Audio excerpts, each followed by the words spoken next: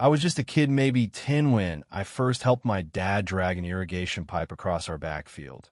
The kind of summer day where the air smells like dust and promise, and you can hear the hum of cicadas like they're singing the land to sleep.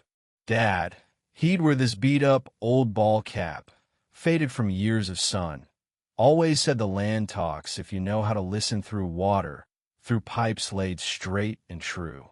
We weren't big shots, just owned a scrappy 15 acres in Willow Creek, Tennessee, passed down from my grandpa after the war, a patch of earth that fed our family and half the neighbors when the rains came right.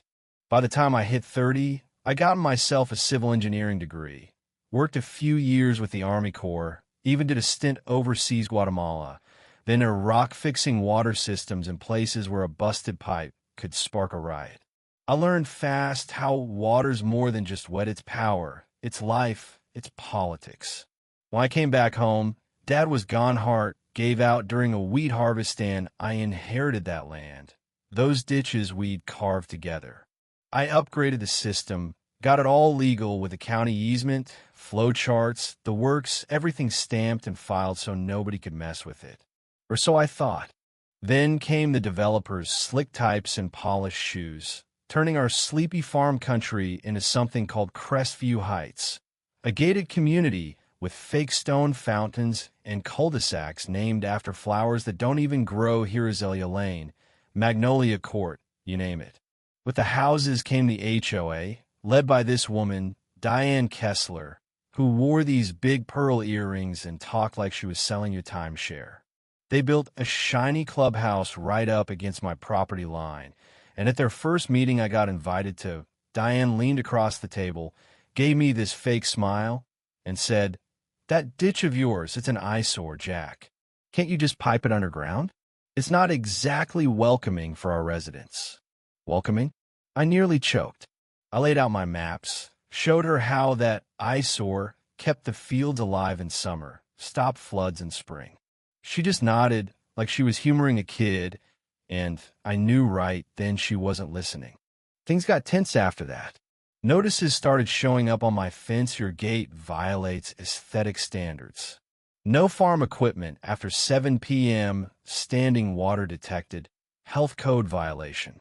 They were poking at me, trying to wear me down, but I had the deeds, the easement, the law on my side. Then one morning, I heard the growl of machinery. 2 bulldozers right on my land, tearing into the ditch like it was nothing.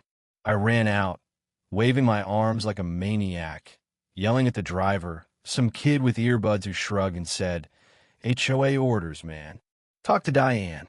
I pointed to the survey marker, a concrete post I'd set myself years ago. "This is my land, kid. You're trespassing." He just pointed to his work order. I snapped photos, equipment, plates. The works end called the sheriff. They said it was a civil matter. City Hall? Same story. Then I got hold of their permits. My stomach dropped. They'd used a fake map, an old one from before Dad even built the system, showing no ditch, no easement, just empty dirt. They were burying my family's lifeline, and they planned it. The next day, I stood at the edge of what was left of the ditch, watching cement trucks roll in, pouring concrete where water used to flow. The air smelled wrong: diesel, dust, betrayal. I found a valve Dad had etched our name on Carver in '79, tossed in the dirt like trash. I picked it up, heavy in my hand, and 2 HOA guys in khakis walked over, one clutching a clipboard. "Sir," he said, "all official. You're in a restricted work zone. For safety, step back." I held up the valve. "This zone? It's my family's blood. This ditch fed your fancy lawns for decades." He gave me that blank corporate stare. The development charter supersedes unrecorded claims. Unrecorded? I wanted to scream. Instead, I walked away, clutching that valve, knowing this wasn't over. I dug into my files, deeds, permits, soil reports, all still valid. Then I found it, a 1995 FEMA grant that protected our ditch as critical infrastructure. Nobody could touch it without state approval. I called an old buddy, Tom Reed, a hydrologist I'd worked with years back. He showed up with a drone and a scanner, and we mapped the damage-blocked runoff paths, pooling water, elevation dips. The data screamed disaster. Meanwhile, Crestview kept building, families moving in, sipping wine on tours, blind to the ticking bomb under their feet. I sent a cease and desist to the HOA, filed a motion with the county, even tipped off the local paper. They ignored me. Then they got personal. A letter came, certified, accusing me of obstructing progress, calling me unstable, threatening to sue if I didn't shut up. They even claimed the ditch was decorative. Decorative? That word lit a fire in me. Dad didn't break his back for decoration. I wasn't fighting for nostalgia, I was fighting for the land's memory. Then the rains came, a slow, relentless drizzle, the kind that doesn't just foul at burrows. For days in, Crestview turned into a swamp.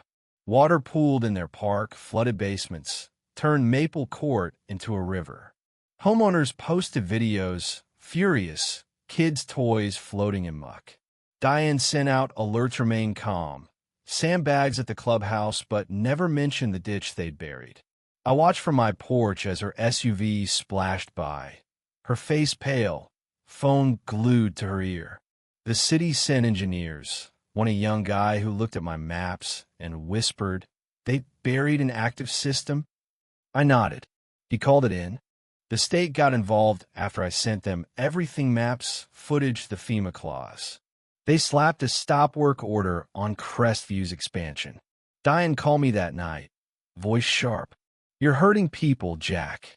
I didn't blink. "You did that when you poured concrete over our water." A kid from the neighborhood, maybe 13, showed up the next day, muddy sneakers holding a toy tractor. "My mom says you made the water work like magic. Is that true?" I smiled, pointed to the ditch's faint outline. "Not magic, kid. It's just the land remembering how to breathe." The trial was a beast. I walked into that courthouse with Evelyn Carter, a lawyer I'd worked with years ago, sharp as a tack. She laid out the evidence like a sniper: mineral rights, doctored maps, whistleblower testimony from Mike, an HOA maintenance guy who'd had enough. He sat there, voice shaky, saying, "They told me the ditch was dead. I ignored water complaints to keep sales going. My kid's got asthma now from a mold." The jury leaned in. I didn't need notes when it was my turn. I told them about Dad, about the ditch saving orchards in '86, about neighbors sandbagging in '04, just because it was right. "This isn't infrastructure," I said. "It's inheritance. Bury it, and you drown us all." Diane's team tried to paint me as a crank, said the flooding was an act of God. But Evelyn had photos of concrete in drainage grates, crop loss records, my neighbors calling me the guy who kept the land alive. The jury took 3 hours. They ruled for methyl injunction, ditch restoration, fines for falsifying records. Diane's face went white. Outside, I told the reporters, "This isn't about winning. It's about the land speaking for itself." Restoration started fast. County crews dug up the old lines, found Dad's 1960 pipe, still solid. I kept it, hung it above my porch. The barley came back that fall, shy at first but green. The town changed. 2 neighbors brought cider to the ditch's new bridge, a small wooden thing we didn't need but built anyway, like a handshake with the past.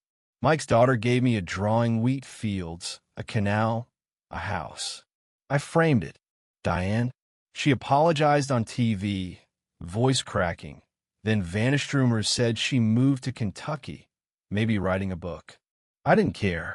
The water was flowing again, and that was enough.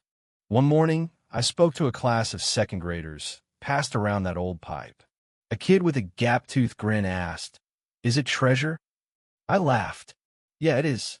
I walk the ditch at night now. No flashlight, just the sound of water moving like it's supposed to. The land's breathing again, and so am I. But here's the thing: truth like that, it's fragile. You can bury it, mock it, sue it, but always finds a way back, like water carving a new path. So what do you think? Was this just about one ditch? Or is there something bigger here about who gets to decide what a place remembers? Drop a comment.